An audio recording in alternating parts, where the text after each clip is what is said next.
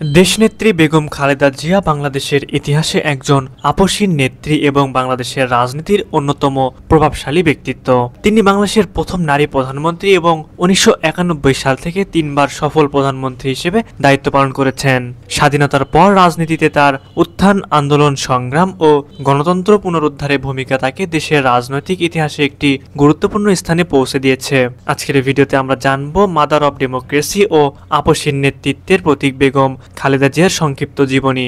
১৯৪৫ সালের ১৫ই আগস্ট দিনাজপুরে জন্ম নেওয়া খালেদা খানম পুতুল পরবর্তীতে দেশবাসীর কাছে পরিচিত হন খালেদা জিয়া নামে। তার শৈশব কেটেছে দিনাজপুরে। ৩ বোন এবং ২ ভাইয়ের মধ্যে তিনি তৃতীয়।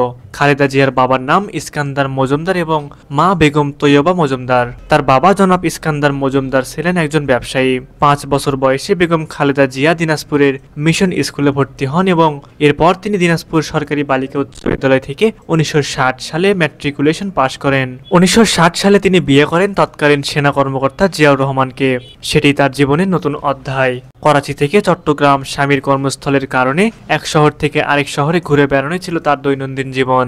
কিন্তু ১৯৭১ সালে বাংলার ইতিহাস বদলে যাওয়ার মুহূর্তে তিনি হয়ে ওঠেন সংগ্রামের নীরব সাক্ষী। যুদ্ধের সময় কিছুদিন আত্মগোপনে থাকার পর তিনি ঢাকায় আসেন। তারপর ১৫ই ডিসেম্বর ১৯৭১ পর্যন্ত পাকিস্তান সেনাবাহিনীর হাতে বন্দী হন।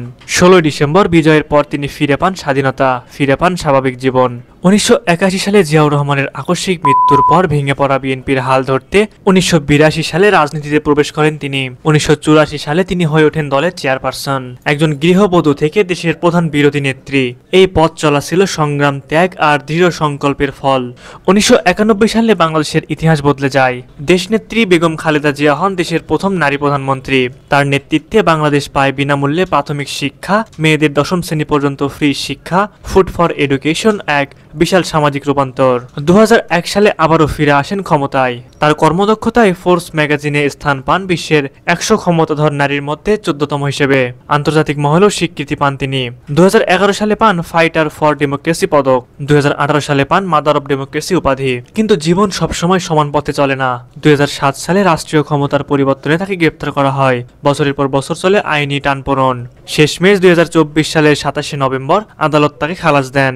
এদিকে তার শরীরও ভেঙে পড়ে ধীরে ধীরে। কিডনি, লিভার, আর্থাইটিস, একাধিক জটিল রোগে আক্রান্ত হন তিনি।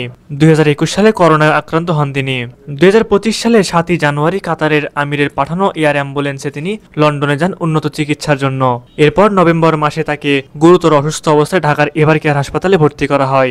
আজ তিনি শারীরিকভাবে অসুস্থ হলেও তার রাজনৈতিক অবদান, গণতন্ত্র রক্ষার সংগ্রাম এবং দেশের মানুষের ভালোবাসায় তিনি রয়ে গেছেন বিএনপি ভিত্তিক রাজনীতির প্রাণকেন্দ্র আর ইতিহাসে মাদার অব ডেমোক্রেসি নামে চির অম্লান।